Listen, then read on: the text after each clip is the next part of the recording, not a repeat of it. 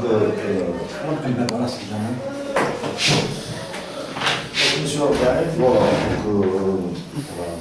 la principale préoccupation en ce moment, c'est l'éventualité de l'application de l'article 100. Hein, si justement cette éventualité se concrétisait et se précisait, que pensez-vous justement par rapport à cette éventuelle application?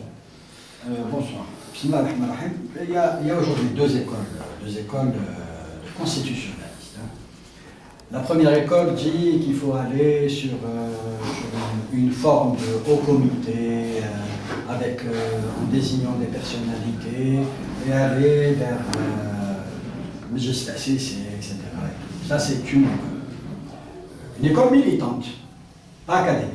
Il y a une autre école qui dit non, il faut rester dans les limites de la Constitution, remettre la locomotive sur les rails, et l'article 102 en lui-même n'est pas suffisant, et il faut absolument rentrer des amendements dans cet article. Quel type d'amendement? D'abord un gouvernement de transition, avec bien sûr des ministères de souveraineté, aussi en dehors, pour des gens qui sont en dehors du pouvoir, premièrement. Deuxièmement, aller bien sûr réviser la loi électorale. Troisièmement, aller vers la Commission nationale de préparation des élections.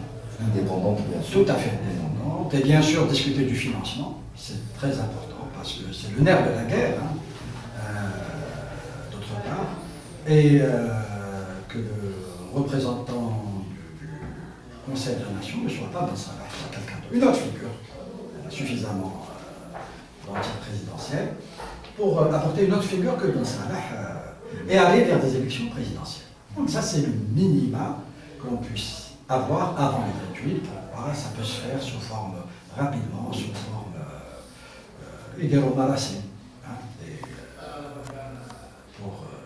pour justement mettre en place ce dispositif. Le fait que ce soit le chef d'état-major de l'armée qui propose justement cette solution, ne pensez-vous pas que c'est une forme d'ingérence de la part du chef d'état-major? Non, il faut revenir à l'histoire d'Algérie.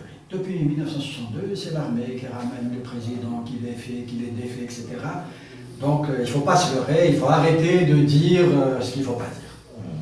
L'armée a été un élément important de la mise en place de ce dispositif qui existe jusqu'à aujourd'hui. Bouteflika, c'est l'armée, et j'en passe, depuis 1962. La question, elle n'est pas là.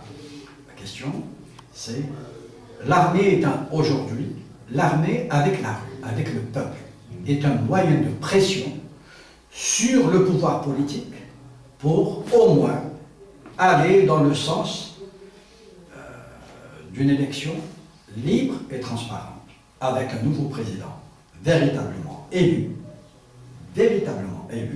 et puis passer à autre chose, pour vraiment passer à autre chose.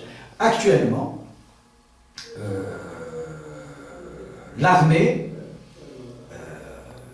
fait en sorte, mais pas suffisamment pression sur le pouvoir politique actuel pour qu'il vienne au moins à un certain nombre de revendications de la rue. Déjà, ne plus avoir les mêmes têtes dans le pouvoir que celles d'antan. C'est le minimum. On ne peut pas faire du neuf avec du vieux. Donc ça, c'est le minimum. Donc l'armée, puisque Shi'arat, les slogans qui sont dans la rue, c'est Djish ou Shab, Khawa Khawa. Et qu'on arrête de se leurrer, et qu'on arrête de dire des choses qu'il ne faut pas dire. Sinon, on ne connaît pas l'histoire de nos pays, on veut, qui veut tromper, aller dans ce sens-là. L'armée, elle a fait défier les présidents. Donc aujourd'hui, l'armée est avec le peuple, tant mieux. Elle n'est pas contre le peuple, elle est avec le peuple. Donc, ça reste aussi un moyen de pression, comme l'armée, pour qu'il y ait un changement, au moins pour préparer des élections présidentielles dans les délais. Donc pour vous, c'est à l'armée d'accompagner cette transition? L'armée, elle a accompagné le système, elle a fait le système, elle a fait le système politique en Algérie. On va se leurrer pour dire l'armée, c'est une armée qui n'a pas fait... Elle n'a fait que ça, elle ne sait faire que ça. Elle a sauvé le FLN plusieurs fois.